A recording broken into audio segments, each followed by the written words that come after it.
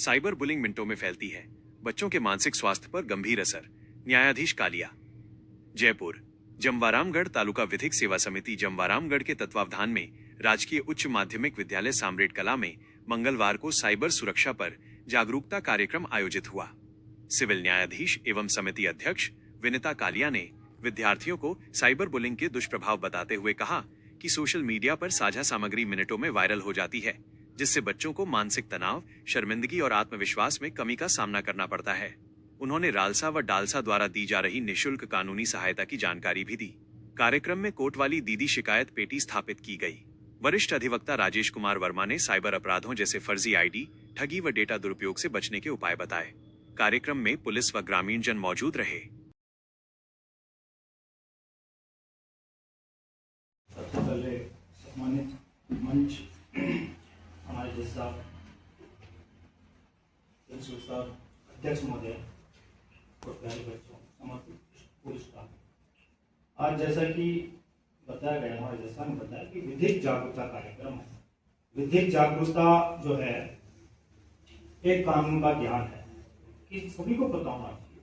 बहुत ज्यादा ज्ञान का आप अर्जन नहीं कर सकते क्योंकि कानून बहुत लंबा चौड़ा है, लेकिन कुछ सामान्य ज्ञान, कानूनी ज्ञान ऐसा है जिनका हमारे जिंदगी से, हमारे जीवन से जुड़ाव है और आमतौर पे चलता रहता है, उनके बारे में हमें जानकारी होनी चाहिए। आज जो टॉपिक है वो है साइबर क्राइम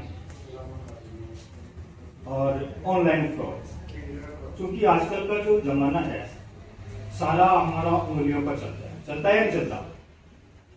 मोबाइल से चलता है, कंप्यूटर चलता है। और चूंकि अभी जो 2019 में कोरोना का काल आया तो उस समय तो क्लासेस भी जो है ऑनलाइन चालू कर दी गई।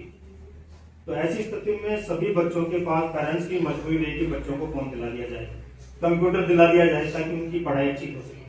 क्योंकि माता पिता का दायित्व है और सब चाहते हैं कि अपने बच्चे आगे पढ़े, आगे बढ़े और सबसे अव्वल रहे। तो ऐसी स्थिति में जो ऑनलाइन स्क्रीन शेयर करते हैं, मोबाइल यूज करते हैं, तो कहीं ना कहीं हर व्यक्ति चपेट में आता है।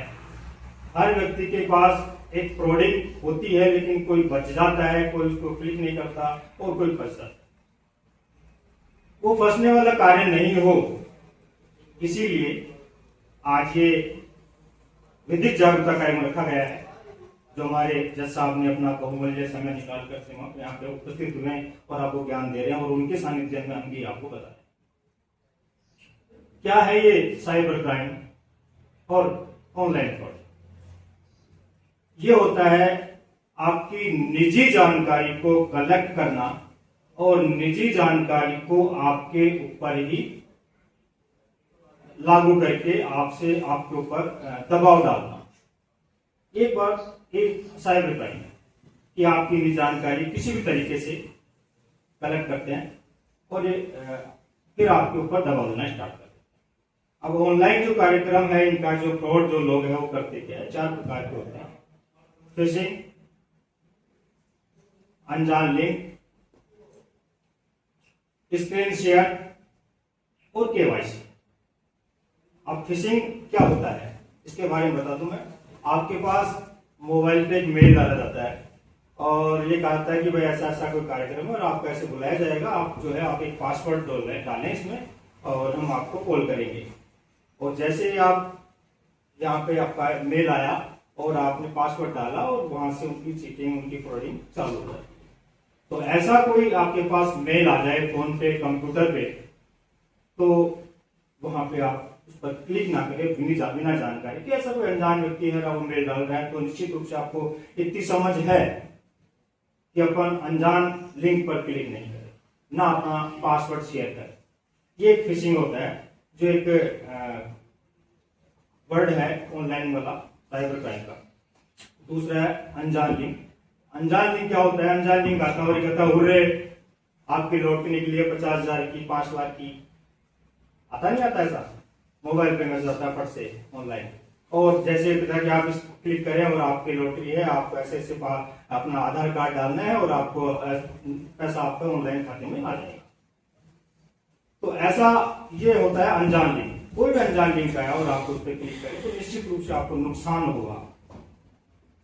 तो कभी भी ऑनलाइन आपके पास कोई मेल आए या कोई लिंक आए तो आप उसको क्लिक नहीं करना, ना तो लालच में पढ़ना ना लोभ में पढ़ना, क्योंकि होता क्या है कि ये इस तरीके का डालते हैं कि आदमी को एक प्रलोभन देते हैं कि हाँ ऐसा करोगे तो आप ऐसा होगा, ऐसा तो ना, ऐसा नहीं करना। कोई आज का जीवन इतना सरल नहीं है कि आपको घर बैठे और बिना वजह आपको लॉटरी दे दे, बिना वजह किसी प्रकार का लाभ दे दे, कोई देता।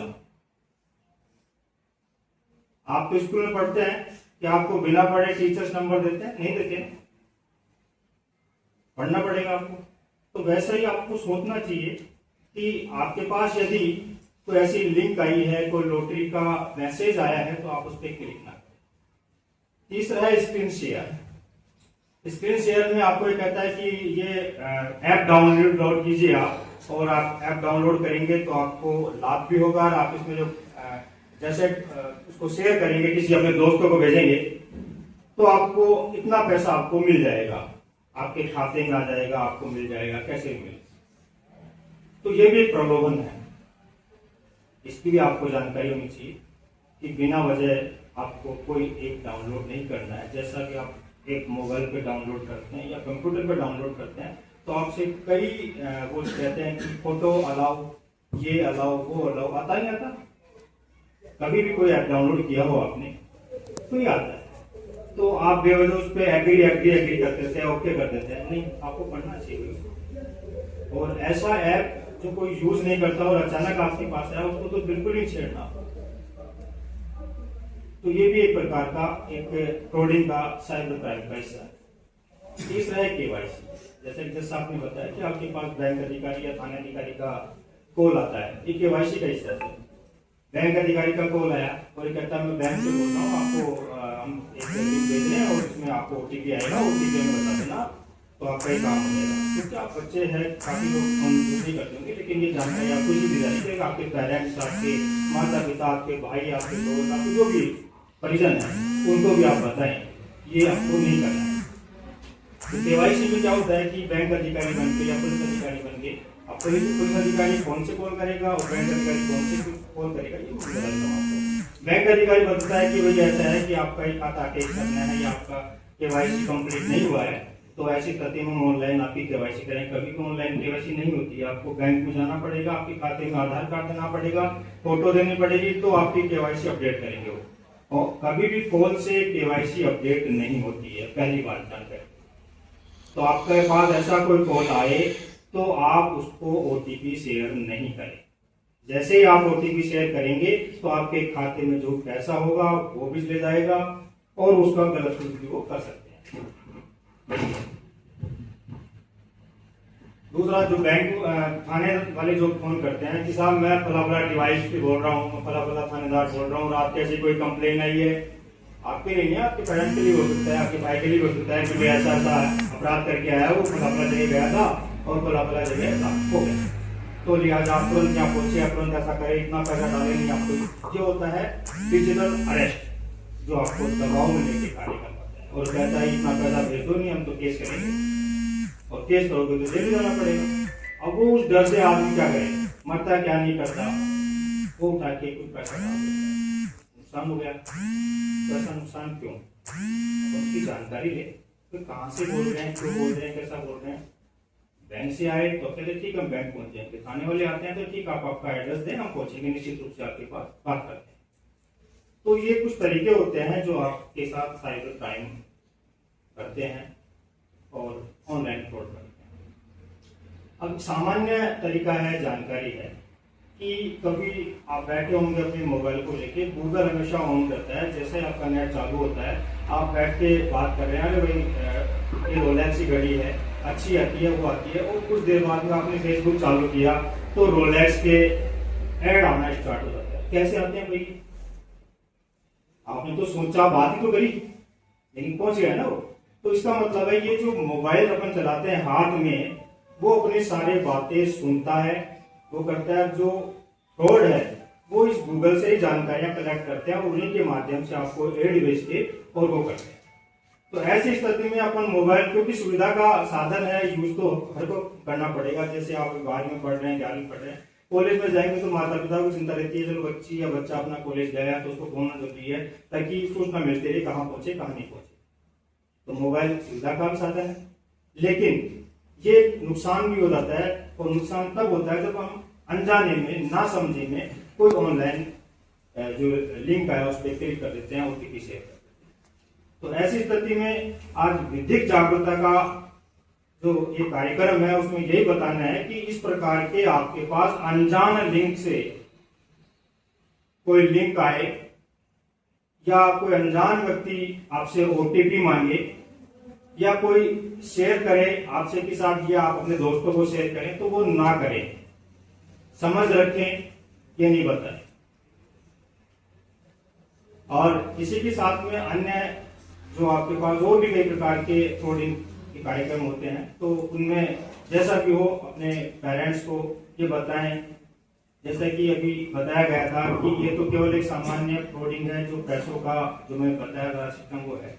आजकल तो ऐसे फ्रॉड भी हो रहे हैं कि आपको ऑनलाइन वीडियो कॉल करते हैं और आपकी फोटो कैप्चर करते हैं और आपकी फोटो से छेड़छाड़ी करके आपको ही शेयर करते हैं और कहते हैं भैया जी हमारे पास एक फोटो है, आप ये पैसा हमें डाले ना तो हम सोशल मीडिया पर प्रसारित करेंगे इसको, आपकी बदनामी होगी। और बच्चा क्या करता है, उस बदनामी के डर से चुपचाप रहता है, बताता नहीं।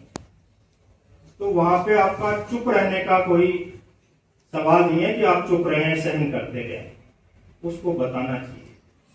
अपने पेरेंट्स को बताएं, अपने टीचर्स को बताएं, अपने बड़े भाई को बताएं, और भी नहीं तो जैसे कार्यक्रम चालू किया गया आपकी कोर्ट वाली विधि कर जो बेटी का है, इसमें डालें। इसके माध्यम से कोर्ट आपकी जो मदद करेगी, कानूनी सहायता करेगी, वो कोर्ट की जिम्मेदारी है किस प्रकार से आपकी सहायता करेगी, और ना ही आपकी कोई जानकारी प्रसारित होगी, जानकारी ओपन होगी। तो लिहाजा सजग रहें, जागरूक रहें और अपने अधिकारों के प्रति सचेत रहें। यही कहते मैं अपना स्थान ग्रहण करता हूँ।